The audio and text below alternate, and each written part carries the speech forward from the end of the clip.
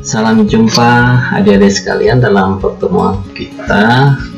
Kali ini kita masuk pada unit pembelajaran yang ketiga. Semoga adik-adik tetap sehat untuk terus termotivasi dalam belajar. Kali ini kita belajar tentang klasifikasi materi dan perubahannya. Nah, ini merupakan pertemuan yang pertama dalam pembelajaran kita pada unit yang ketiga. Nah, adik-adik, sebagaimana dalam pembelajaran kali lalu di unit yang kedua kita bicara tentang klasifikasi makhluk hidup terhadap semua benda yang ada di seputaran kita, baik secara fisik maupun kimia. Ini pun dapat kita pelajari dengan lebih mudah, yaitu dengan cara melakukan klasifikasi, melakukan pengelompokan berdasarkan fisika maupun berdasarkan kimia. Tentunya di materi kali ini kita lebih fokus pada pembelajaran kita yang lebih menyentuh atau berkaitan dengan kimia. Nah, adik-adik, dalam pertemuan yang pertama untuk unit pembelajaran 3, kita coba lihat kompetensi dasar yang harus kita selami agar pembelajaran kita akan menuju pada kompetensi dasar ini. 3.3 menjelaskan konsep campuran dan satunggal. Satunggal itu berupa unsur dan senyawa, sifat fisika dan kimia, perubahan fisika dan kimia dalam kehidupan sehari-hari. Ini merupakan teori-teorinya. Kemudian kita juga akan melakukan kegiatan eksperimen. Nah, kegiatan eksperimen ini adik-adik nanti bisa melakukan kegiatan di rumah, menyajikan hasil penyelidikan atau karya tentang sifat larutan, perubahan fisika dan perubahan kimia atau pemisahan campuran. Nah, apa tujuan pembelajaran kita? Setelah selesai dari pembelajaran ini, peserta didik adik-adik dapat menggolongkan karakteristik materi. Kemudian yang kedua, adik-adik dapat menjelaskan perbedaan unsur, senyawa dan campuran. Nah, mari kita masuk dalam materi pembelajaran kita. Kita bicara tentang materi. Apa itu materi? Materi adalah segala sesuatu yang menempati ruang. Kata menempati ruang berarti berkaitan dengan volume dan memiliki massa, atau singkatnya segala sesuatu yang menempati ruang dan memiliki massa. Untuk materi sendiri, yang termasuk dalam materi itu bisa berupa satunggal, berarti berdiri sendiri, satu, dan juga bisa merupakan campuran. Ini yang akan kita pelajari lebih lanjut. Mari kita pelajari tentang satunggal. Satunggal ini sendiri terdiri dari unsur, jadi bisa berupa unsur, bisa juga berupa senyawa. Jadi satunggal bisa berupa unsur, bisa berupa senyawa. Apa itu unsur? Unsur adalah satunggal yang secara kimia tidak dapat dipisahkan lagi menjadi zat lain yang lebih sederhana. Nah, ini kita contohkan besi, ya. Besi, unsur besi. Nah, di sini dituliskan juga lambang. Misalnya besi ini dari kata ferrum, kemudian ditulis dengan Fe, jadi lambang kimianya ferrum. Ini kenapa ditulis demikian? Untuk mempermudah kita menghafal, ya. Ini besi, lambangnya Fe, seng Zn, kalium K, natrium Na. Pada prinsipnya, kalau bicara tentang unsur sebagai sebuah satunggal, itu pada umumnya terdiri dari satu jenis atom. Jadi kalau kita bicara di sini, contoh di sini ada besi, maka untuk unsur besi ini tersusun dari atom besi, berbeda dan atom seng, berbeda atom kalium, berbeda atom natrium. Atau ini ada beberapa contoh, misalnya atom hidrogen, nitrogen, karbon, oksigen.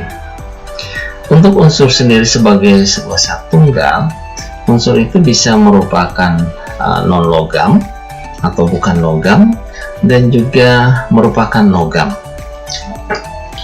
Kalau bukan logam atau non logam yang berwujud, bisa berupa atau berwujud padat, bisa berwujud cair, dan bisa berwujud gas. Misalnya batu, kemudian ada air, kemudian ada uap air. Kemudian untuk unsur non logam ini sendiri non konduktor. Apa arti non konduktor?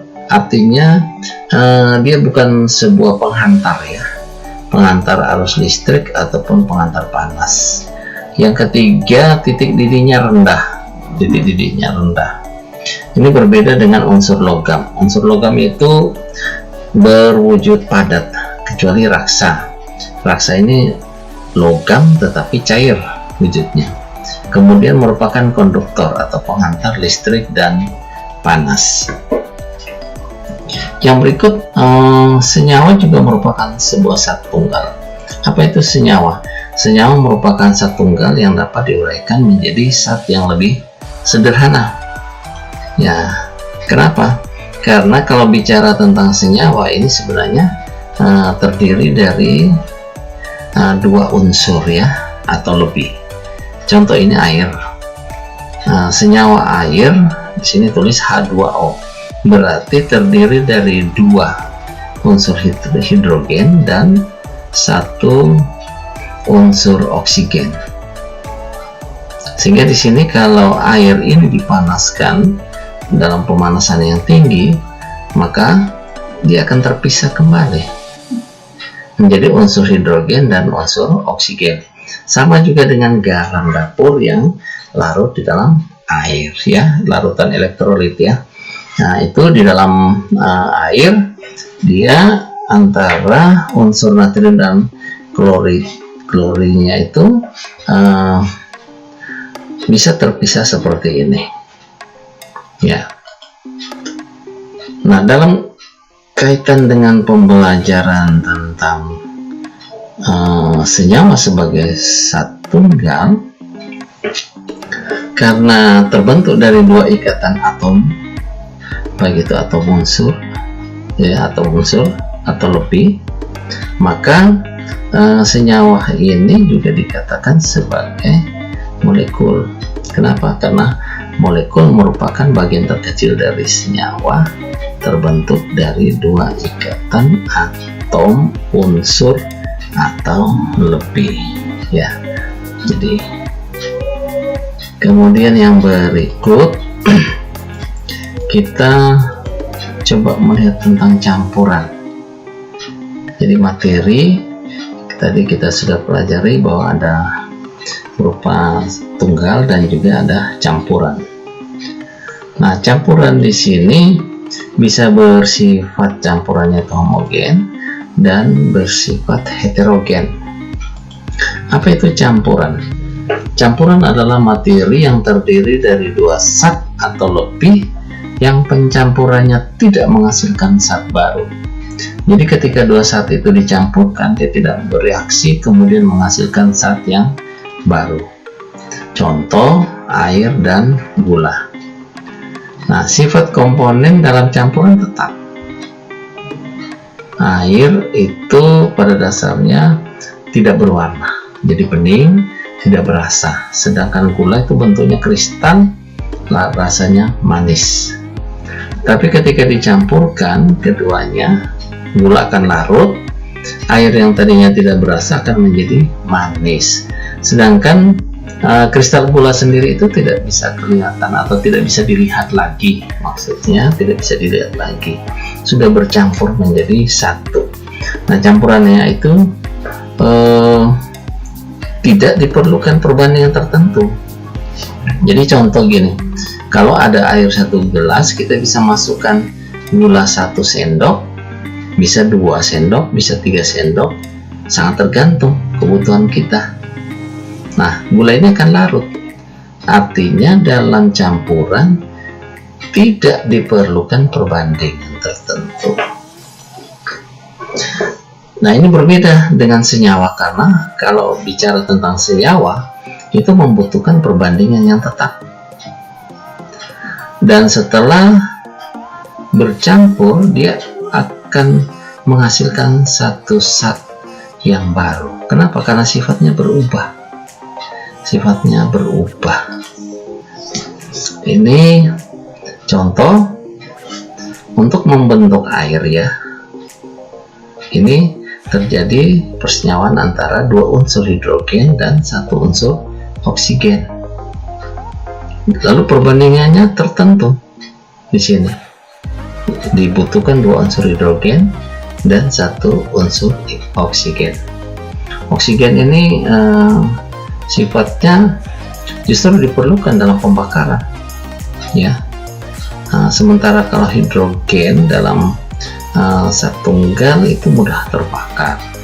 Tapi ketika dua unsur ini bersenyawa, maka dia akan menghasilkan satu sifat yang baru atau sifatnya berubah. Yang tadinya justru dibutuhkan dalam pembakaran, ketika yang disiramkan ke api, apinya padam. Nah, ini berbeda ya. Berarti sifatnya berubah. Nah, sekarang kita lihat campuran yang homogen. Campuran yang homogen itu sulit dibedakan karena membentuk satu fasa. Tidak ada perbedaan. Jadi contoh air dengan gula setelah dicampur, sulit untuk kita bedakan mana air mana gula. Jadi membentuk satu fasa. Yang kedua, tidak dapat disaring. Jadi kalau kita menggunakan kertas saring pun, maka air dan gula itu sama-sama ketika disaring dia akan lewat, jadi tidak terpisah. Yang ini juga contoh yang lain adalah air ketika dicampurkan dengan sirup. Ini juga sama ya, seperti air dicampurkan dengan gula. Kedua contoh ini merupakan campuran yang homogen. Sekarang kita lihat untuk campuran yang heterogen. Apa campuran heterogen? Pertama, dapat dibedakan karena membentuk dua fasa. Artinya ketika dua zat itu dicampurkan, itu tetap terjadi pemisahan, maka dia membentuk dua fasa. Lalu yang kedua, kebanyakan membentuk sedimen, jadi ada endapan. Mari kita lihat di sini suspensi. Suspensi ini campuran untuk dua zat yang strukturnya lebih kasar. Contoh di sini air, misalnya air dengan pasir. Air dengan pasir. Jadi kalau ini kita campurkan, maka pasir akan mengendap di bawah, ya, akan mengendap di bawah. Nah, campuran ini kita sebut sebagai suspensi. Campurannya lebih kasar. Ini akan berbeda dengan campuran heterogen yang bersifat koloid, yang bersifat koloidal. Di sini contohnya air dengan tepung. Nah, di sini memang akan menghasilkan membentuk dua fasa. Tetapi untuk air dan tepung ini ukurannya lebih halus, lebih kecil, maka untuk terjadi endapan ini membutuhkan waktu yang sangat panjang. Beda dengan di sini air dengan pasir, ya. Jadi campuran ini adalah campuran heterogen yang koloid, sedangkan ini adalah campuran heterogen yang bersifat suspensi. Nah, adik-adik sekalian, kita untuk pembelajaran kali ini sampai di sini. Kita sampai pada kesimpulannya. Yang pertama, materi adalah segala sesuatu yang menempati ruang dan memiliki massa. Yang kedua, unsur adalah zat tunggal yang secara kimia tidak dapat dipisahkan lagi menjadi zat lain yang lebih sederhana. Yang ketiga, senyawa merupakan zat tunggal yang dapat diuraikan menjadi zat lebih sederhana.